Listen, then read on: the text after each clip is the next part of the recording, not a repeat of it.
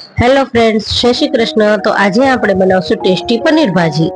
તો પનીર ભાજી બનાવવા માટે સૌથી પહેલા એક તવામાં 3 ચમચી તેલ અને થોડુંક બટર લો।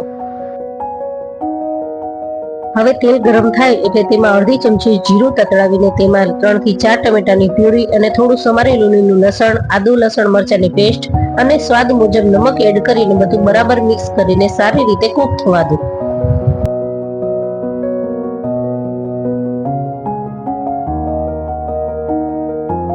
ગ્રેવીમાંથી તેલ છૂટે ત્યાં સુધી ચમચો ફેરવતા રહો।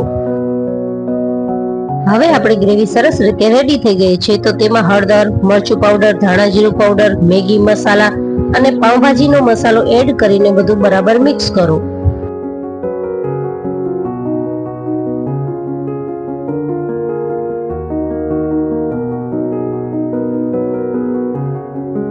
હવે થોડું પાણી એડ કરી ચમચા વડે સ્મૂથ ગ્રેવી જેવું બનાવો।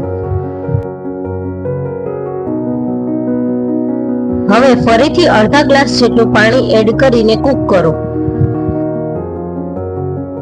હવે ઉપરથી 50 ગ્રામ જેટલું પનીરને છીણીને બધું બરાબર મિક્સ કરો।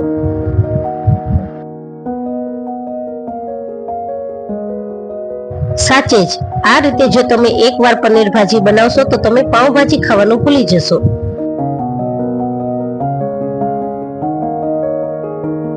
હવે છેલ્લે ઉપરથી કસૂરી મેથી અને સમારેલી કોથમીર નાખીને ગાર્નિશ કરો। ગરમા ગરમ પનીર ભાજીને પાવ અથવા તો તંદૂરી રોટી સાથે સર્વ કરો। તો તમને બધાને મારી આજની આ રેસીપી કેવી લાગી એ મને કમેન્ટમાં જરૂરથી જણાવજો। મારી ચેનલ લાઈક અને સબસ્ક્રાઇબ કરજો। Thank you.